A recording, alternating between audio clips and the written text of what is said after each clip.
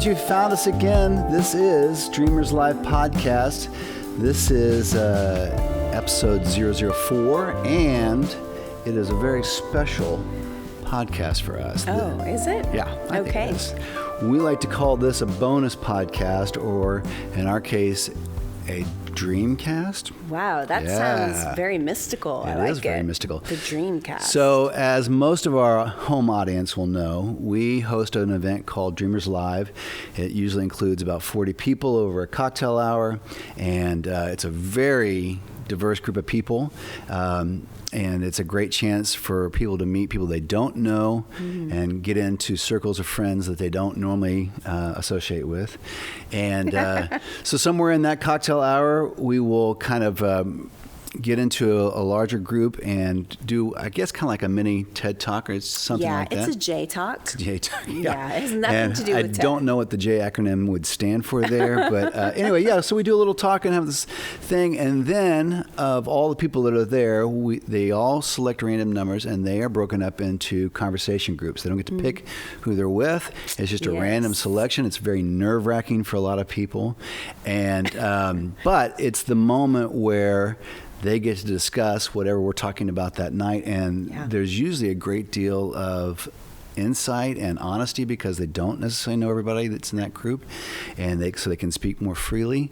And that is the best part of, I think, what happens in a Dreamers Live event. And so a lot of times they end up leaving as friends, which is cool. So it's that's part of the goal. So when they see people again later on in that week at the grocery store, the liquor store, or wherever, they're able to actually have a conversation with that person again because they now know them much greater than just being able to wave and say hi. Yeah. So today on our very special podcast, number 004, we are taking an excerpt from one of those Dreamers Live events. And then when we come back, Anjanette and I will have our part of that discussion like we might have done in that group. So we'll see what happens after that. So I like it. For now, here is an excerpt from Dreamers Live.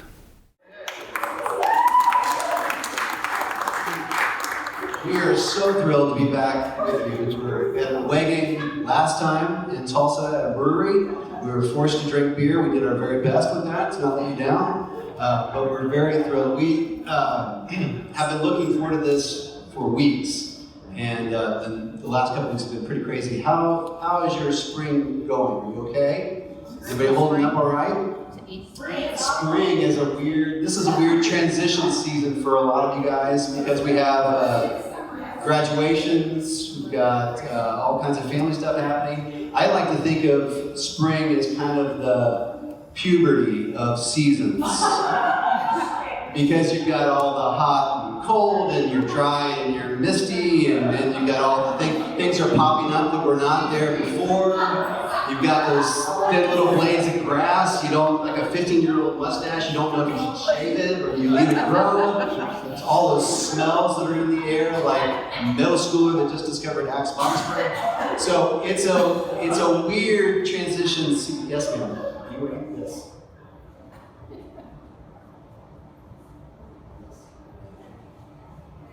And don't ever bother me again. So it's a weird transition season, and a lot of you guys are in that right now. You're graduating kids, some of you are sending kids away, some of you are going through stuff with your parents, which is a big...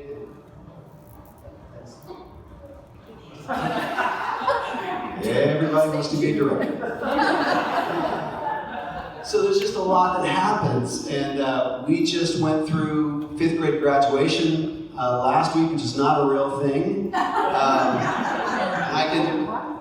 know it's not a real thing because it didn't happen when we were kids, and that's how you know. I mean, people talk about sunblock right now. We didn't have sunblock as kids. We bathed ourselves in baby oil and commercial grade hydrogen peroxide and went outside, and that's what we did. So we knew that's not a real thing, but we suffered through a 5th grade graduation thing last year. We have officially been at Kane Elementary for 7 years. And I know it was 7 because we have 7 different yearbooks, starting in pre-K.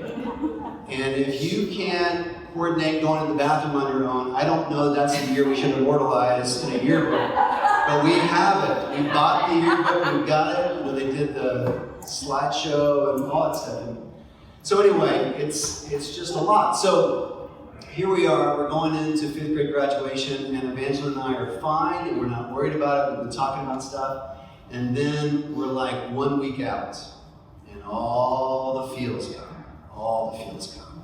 And it's, you know, it starts with, I can't wait to get out of Canyon, and I can't wait to go to Central Middle School, and I can't wait to school's out fall summer. And we're doing all that, and then we get like 2 days away, and it's gonna be my last time. And that was Anjanette. So you can imagine Angela and I were just a total wreck. And so then we had all these physical things that came with it. So there was a shortness of breath, and we couldn't sleep, and people were anxious, and stomachs were knotted up, and I feel faint, and my head is spinny, and all that kind of stuff was happening at one time. And this was not the first time we had those feelings or those experiences, even though they were very, very real and very physical. And so Evangeline and I were talking one night, and we said, isn't it interesting that the last time you felt this way and I felt this way was also in like this transition season. Like we were in a place where we were going from one thing to the next, and there was some unknowns and all that stuff, and then all these other thoughts came in, and all these other feelings came in. Isn't it weird that when we get to this place, sometimes the stuff happens a lot? And the more we talked about that, the more that made sense. It's like we get into these little transition seasons, and the emotions are big, and things are happening, and we get sort of vulnerable to certain thoughts. We get vulnerable to certain emotions. We get vulnerable to certain experiences. And if we're not careful, those things can get really, really big for us, right? And so as soon as Evangeline and I started talking about that, she was like, check, it makes sense. And all the anxiety stuff kind of dissipated, kind of relaxed a little bit. And some of you are in that same spot. You're going through stuff right now with kids, you're going through empty nest stuff, you're going through job stuff, you're going through, even when we're transitioning from something to the better, you might be heading into the next big thing, the next good thing. It's still tumultuous, it's still unsettled, it's still uneven. And for a lot of us, we can find ourselves heading back to some things that feel familiar. I don't need to show up hands, but there are a lot of us who have found our way back to, you may have decided the relationship was dead-ended. This relationship is no good. I'm done with this. But you get into a transition season where something happens, and then you start scrambling for something familiar. This is ugly, but I know it. This person is not good for me, but I know this person, they're familiar, I can do this. And you go back to relationships that probably shouldn't be. You go back to habits that maybe you don't always participate. I didn't need to eat 24 Oreos, but they were there and I knew how to do it, and that was comforting. I didn't need to finish the whole bottle of wine, but at that moment, it felt very comfortable. And I did that. So in that process, go ahead, you're okay. It's a very important question. The Wi-Fi code is, So in this moment, in transitions, which are very human, and they come in a whole bunch of different colors, they come in a whole bunch of different looks and feels. It is unstable. It throws us off our system, throws us off our even kill, right? And a lot of you, because I know you, are in that place. And so I want to talk about that with you guys for a little bit. Okay, that's an excerpt from Dreamers Live. Welcome back. And now this is part of the discussion portion of that evening. And good talk. Yeah, good job. That guy is amazing. I don't know who he is, but I know. He's good looking. He's smart and handsome. Love it. So that's the flavor of what we do at Dreamers Live. If you've never been there, but I liked that night, and then we had really interesting conversation that broke out amongst all the other groups. Yeah. And I think part of what came out in that night was that so often we have kind of physical responses to emotions and feelings and circumstances that maybe we're not even fully aware of. So yeah, absolutely. In the case of Evangeline, for a long time,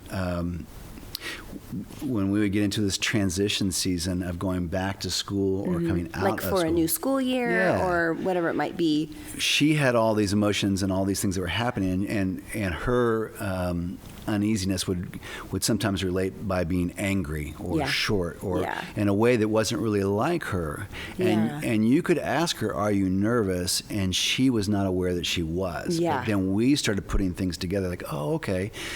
Every time we hit this transition season, every time you get nervous, this kind of behavior comes out." And then on top of that, especially as she got older, she started having what I think is a really common response to those things, which was physical stuff. So she might be short of breath, she might lose appetite, she might feel even anxious to the point of feeling dizzy or having trouble sleeping, which is really, really common. But when we began to identify that, and we had conversations with her in this transition season, at that time coming out of 5th grade, the moment we were able to kind of identify that, the moment peace kind of returned for her. She was able to recognize, oh, I feel this way physically when this happens. But really I remember emotion. it took us a while to identify what was bringing these symptoms on. And so it takes 2 or 3 times, and you think, and I remember saying to her one time when she was struggling with some, anxiety symptoms, which are so common for, almost every human. What happened right before you started feeling this way? And in that case, it was like a kind of a social thing that had happened with a friend, but it was a situation that I think had been embarrassing or made her feel insecure. And then I said, "How did you feel right after that?" And she described it, and I said, "Oh, okay, that's interesting." And the same thing when those transitions would happen, when she was going into a new grade, or she does a lot of musical theater, so maybe starting a new musical, you're nervous about the people you're going to be with, and so those symptoms. But so I think sometimes it takes a while, and being around other people that love us to help us identify those things in ourselves. So I think the challenge of it seems to be that sometimes those emotions are there, but we're not aware of them. So either we don't want to admit that we're nervous because we shouldn't be nervous, or we think we shouldn't be nervous or anxious or whatever. So we have a feeling that we don't want to admit is there, or sometimes we're too distracted by the things around us and the circumstances we are in, or the situation itself, to recognize, oh, these emotions are here, even though we're having a response to them. Or sometimes, for sure. which I think is really common for us now, we just live at a state of anxiety or a state of fear at such a near constant that we no longer recognize that it's there, because it's sort of become the norm. It has. And yet our body and spirit and mind and everything else is still responding to that anxiety. So we're having the response to it, even though we don't really recognize that emotion is actually there. And it's sad. And what I think is odd is that we would accept that as the norm. People, I've probably said this for all generations, but there's more information than ever. So many things to be worried about that we're confronted with at all times. And I think that a lot of us do stay at a higher level of just anxiety, and it affects our emotions. I was feeling that yesterday. Tough situation. My grandmother is nearing the end of her life, and we've also had a lot of things going on this week that I had to manage and juggle, which is normal. But latent underneath how mean I was yesterday, I apologize. I'm not going to say anything. I wasn't going to bring that up, but thank you. Off and on was that, I'm worried about that. I'm anxious for her and my mom and her sisters and what they're going through with that. So that was underneath. And you even said yesterday, which is kind of funny, you've kind of been pretty mean all day. And we're kind of joking our way through it, which humor is a great way to stay married. I realized later, when I finally got a minute to collect myself on the way to the next thing, that a lot of that is this underlying anxiety that I feel about this transition in life that she's going through and our family's going through. And it was interesting. Well, a lot of people are, I think, better adept probably at handling emotions, or maybe they're even killed. I've always been pretty a fairly emotional person in some response to what I'm feeling physically. So you think you are an emotional person? Well, in the sense that yes, but but you don't but show it's not it. as easy. It's not as easy to recognize. So you're feeling for an example it, yeah. is I was like, what? I really struggle physically with allergies and all that kind of stuff, and it can make me feel drained. And so love the springtime. Oh gosh, love all year now in Oklahoma. So I'm feeling a response to allergies, which in my case just makes me feel detached and dizzy and all that kind of stuff. And so what that ends up doing is having another response in me where I feel kind of oppressed and down. And like so I'm sucks. responding to this other thing. And I'm only now recognizing that. After, I'm, like I said, I'm rounding my age to 30. Sure. And so I can now, I'm just now kind of recognizing, oh yeah, this is what's really happening. So, a couple of weeks ago we were joking about this concept of the leak. So I have a friend, Richard, who is a former roofer. Right. And so we were joking about this thing about when you have a house or an office building or something like that and a leak comes into your building. Yeah. And now you're putting a bucket down and it's dripping somewhere. And so you see the leak and it's here, right above you. And that would be where you would assume the water is coming in, but that's not really the way leaks work and not really the way buildings work. I mean, you have rafters and you have lines of plywood and all this kind of stuff. So where the water is coming in or the response of the leak is not necessarily the start of the leak. The start of the leak might be 12 feet down over here, and the water's just coming down a rafter and then dropping here. It makes it hard to find. So our response a lot of times is that same kind of thing. Yes, you are seeing the response here. This is where the leak is. This is where the water's collecting. But where the leak actually is back here, and these emotions and this thing that's happening over here. And sometimes it takes a little effort to figure out, to track that back and say, this is actually where the hole is. This is where the damage is. This is where the emotion is. Yeah. So with Evangeline, we were finally able to kind of get to some of that. And the moment, like you said, where you were able to say, so you're having this shortness of breath, or you're having this kind of panic moment, or you're having trouble with sleeping or eating, and you trace it back to an experience which involves an emotion. Yeah. Once she was able to identify that, it took some of the steam out of it. Yeah, I think you're totally right. It does. It takes the power away from it, because you can, and we're getting better with her. So I've noticed you're having trouble sleeping, or this is going on. And are you feeling nervous about anything? Yeah.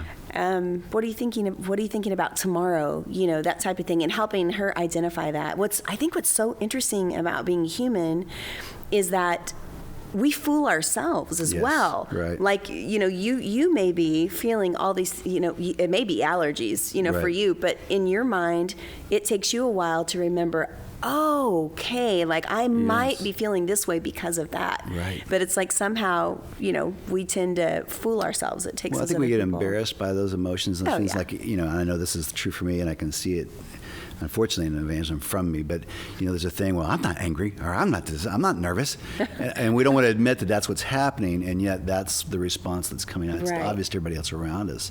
Yeah. The other interesting thing that came out that night, so this experience is so common in these transition seasons. So, in the night of DreamersLive, when we were talking about this, it was in reference to her 5th grade graduation. Everything was fine. Yeah. And then 2 days before, when the transition kind of started, all the feels came out. And then there was a physical response to that. And that's what was really interesting for us in that process. And then I think the other part of that conversation that night that was really interesting is that when we get into those transition seasons, it's really easy, because it's unsettled, to fall back on things that are familiar to us, familiar behaviors, familiar patterns. Like coping mechanisms. Yeah, so I remember the night of that DreamersLive event, we have a really close friend of ours who had been in a relationship. It was kind of an on-again, off-again relationship. Yeah. And she had finally determined this was a toxic relationship. Yeah. It was not good, and she needed to be done now. Yeah. Yeah. And in the midst of all that, the guy that she was dating had a really big life crisis. And you and I could both see how easily it was going to be for them to fall back into this relationship Yeah. that they had already declared was toxic and bad, Right. Let's but not it do was this. familiar. And in the midst of something that is unfamiliar, like transition, it's really easy to go back to something that's familiar just because it's unknown, even if that known is a bad thing, a bad, unhealthy thing for us. So Yes. as we joked about, you can fall back into patterns like, eating too much. Eating the bad things. Were you looking at me when you said that? So the whole thing about having to feel like you need to comfort yourself Yeah. with something like finishing the bottle of wine or finishing the bag of Oreos Yes, or eating or all, both. or eating all the Taco Mayos. I actually just texted my sister early this morning, and we all send memes to each other. Right. But it was funny because I saw this one meme and it just cracked me up, and it was like this dog, and he was laying on his side, and it said "me this weekend," and this little bulldog was like laying on his side, and he had like an open bag of Burger King. He was just sitting there, and I said, and it's just in our family, we've had all this stuff going on this particular Yes. week, and it's just been a really rough, unsettled week for everybody, and it's sad and tough, and meanwhile life continues. But anyway, I texted her and I said, "This is me this weekend." I said, "Except for the bag would be Taco Bueno." I said, "Sometimes That's I your want power food right I know. there, man. Sometimes I want to eat all the burritos. Yes, I don't do it, but sometimes I want to eat all the burritos. So anyway, but that's we I all feel have that way those. about Scotch. Sometimes I want beer. Sometimes I want to yes. drink all the beers. Yeah, that too. All those things that we rely on. Well, and I think the thing that's interesting is that, and maybe the part that gets makes it difficult for us to see this stuff is that the transition season doesn't necessarily mean that something bad is happening. A lot of times it's a good transition. Yeah, you're that's going to a right. new grade, Yeah. you're going to a new job, Starting you're middle doing, school, but it's just that moving. in the midst of transition, things are unsettled. Yeah. And that can be uncomfortable. And so it's when you are in those transition seasons, what are the things that you take into consideration? How do you get through a transition season like that is unsettled? Are there things that you do in that process at all? Gosh, that is a good question. I think identifying maybe that my emotions are part of what is happening, so that I'm honest with myself about it, which allows me to be honest with the people I'm in a relationship about it. We live in the word grace gets used a lot, but we try to offer in our little family and my extended family as well, grace to each other. Yeah. And so we have tried to cultivate an atmosphere where we can say, I am feeling unsettled, once you figure out what's going on with yourself. And so just help me with this. If I'm feeling grumpy, if I'm doing this, or rude, or I'm scared, I just want you to know maybe that this is why. It's hard to admit those things, but I think that can help in a transition. And also for me, remembering and trying to remind myself that life oftentimes is about seasons and it is about change. And that it will eventually feel okay. Yes. Anytime you've ever, and we actually haven't moved in a while. We moved, I want to say maybe 5 or 6 years ago. But do you remember when we first got married and we were broke? And it's not that different now. I'll try and put myself in that place. Yeah. But no, we were in college, so we moved a lot, new apartments, new different places, and. That unsettled feeling that you have when you move in. It's exciting, but also it's a different place, and you were just so anxious to get all your stuff set up and have it ready. But no matter what you do, it's not going to feel like home for probably a few days or a couple of weeks. Right. And so, metaphorically speaking, as we do, I think for me, it's good for me to remind myself, you're in a transition, but this will become your normal, and this will feel settled at some point, and it doesn't right now, and you survived the last transition, so you'll be okay. So often too, I think that in that transition, it's the lead up that is the most painful. Oh my gosh, the so anticipation. if you are, some friends of ours, close friends of ours, moved fairly recently out of town, and which was really hard for us. Yeah. And I'm actually still mad at them. Yeah. So. And I remember that last month was such agony because you're just at so much of it. You're just like, can we just do this? Yes. Do we have to you're wait going to have to say for this goodbye. whole thing? And, right. and we have to wait for the house to settle. Do we have to wait to make them? Can we just pull the Band-Aid off and be done? Yeah. Be like, bye.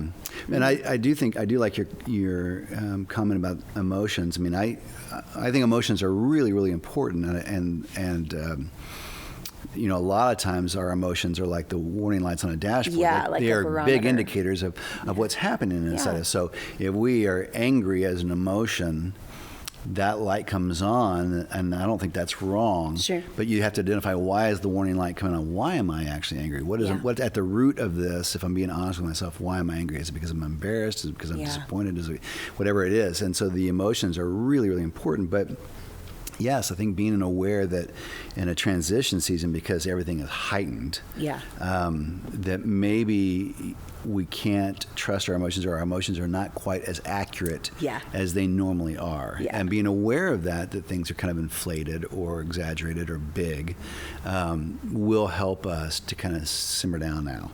And simmer down now. Simmer down now. I haven't thought about that in a long time. So I think that's really important. And you know, I think the idea of being around other people and getting some response from people, is this an accurate feeling? Is this something I can trust or not? You know, and then to me, I think I go back again to the ET light. I mean, it can be easy because transition seasons are so unsettled to think, oh, I'm making the wrong decision. I need to go back. I need to go back to my job. I need to go back to this thing, or whatever. And I think it's important that we go back to the place where, when we were calm, when things were settled, and we made this decision, to trust that, and to not kind of freak out and double and second guess ourselves and all that kind of stuff. So sometimes people can help in that process, but in most cases, you know, you have to go back to that ET light and ask yourself, am I unsettled because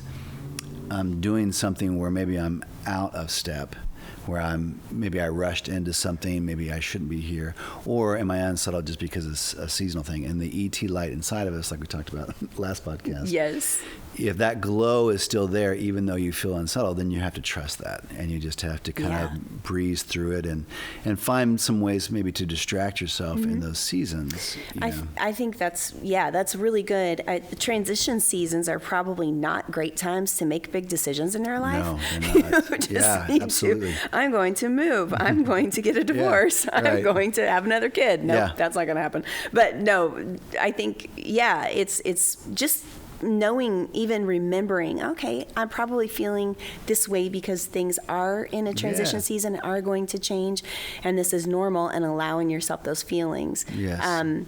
Is a good reminder. I mean, we're getting ready to finish, you know, our daughter's getting ready to finish another school year. And I remember even just enrolling for the next school year, you know, for a few days, although she loves school and was very excited, some of those things for a few days, she felt unsettled, thinking, okay, I finally got used to this, and now this is all going to change, and I have these new teachers and these new things. Yeah, if you're forced into a position where you have to make some decisions in that kind of season, I think, you know, the best thing you can do for yourself is, A, give yourself some extra time. Try not to rush into a knee-jerk decision if you don't have to. And then B, probably do involve some people you trust in that. And say, this is what I feel like I'm supposed to do. And somehow just discussing that stuff verbally and out loud will give you such a great sense of, yes, this is the right way, or no, this, because stuff that lives in your brain, it's really hard to sift through that. There's something about uttering it. There's something about speaking it out that suddenly you can begin to weigh it and feel if there's light on it or shine on it or not. You know? Well, I tend to be, I just am more verbal. It's just my personality type. Really? So stop. And you're more of a thinker. And I think too, but I think through my mouth. It's like here, and then I have to, think out loud. Right? Yeah, I think out loud, Yes. And so that's more natural for me, but I know for you, when you get quiet, I know you're going through something and you're just not talking about it. And so, it's a good reminder for you to know that you are going to have to speak the words out loud. Right. Speak the words out loud. But we all struggle. We struggle in those times. Any other thoughts you have about what other people can do in times of transition to make it go better? Well, no, I think the main thing is, again, just recognizing all this stuff is so normal. Yeah. I mean, the responses that we feel, the whole thing about feeling potentially nervous or anxious or unsettled, all that is so normal. And I think the challenging part for us as humans, and maybe the most diabolical thought we can have, is I'm the only one who feels this way. Oh my gosh, I'm the only one that's going through this. I'm such a schmuck because I can't handle it. Yeah, why can't I get it together? Right. Everybody else When has the it reality together. They're just, and the reality ready is to move or that whatever. this is common to man. Yeah. This is what people go through. It's like we say that a lot, in our group of friends and with each other. Being human is hard. Yes. I mean, it's also beautiful, but it's hard. Right. And we do it better together. And so cutting ourselves some slack and cutting the people around us slack. Yeah. And just saying, this is tough, and being willing to admit that to ourselves and to others, I think, can go a long way in making those transition seasons suck a lot less. Absolutely. They can be exciting. Yeah. So. Hey, you know what else could be exciting? What could be exciting? If we brought Dreamers to you. So you've seen a little bit about what Dreamers Live events are like. If you're in the Ville or the Oklahoma area, we'll be in Tulsa soon on another Dreamers Live. We go to Oklahoma City, but maybe you would like us to bring Dreamers to your home, or to your city, or something like that, or your group, maybe a civic organization. Absolutely, we will travel. We will come and see you. We'll do that. We would love to do that. It's a really neat experience. I'm looking forward to the one we're doing in Tulsa the end of the month, because one of our favorite things is when new people come, and they always do. Right. Because we get new perspectives and we get to make new friends. And I think people always leave Dreamers. I think if you asked each one of them, they always feel better. Yes. And feel like absolutely. They have a couple of things that are going to make them human a little bit better. But it's sort of like fills you with some joy. It's invigorating, and I know we get a lot of energy from it, and always look forward to the next time. So let us bring that to your group. In the meanwhile, if you would help with the liking and the forwarding and the subscribing and all the faxing, stuff. if you could fax this to someone. Fax it to somebody, they would really appreciate it. That'd be great. So help us by doing all the stuffs for this podcast. We so appreciate it, and we're looking forward to seeing you again soon. And meanwhile, this has been Dreamers Live from the Lair at the Pioneer Dream Studios, and we're looking forward to seeing you again soon. Peace out. Bye-bye.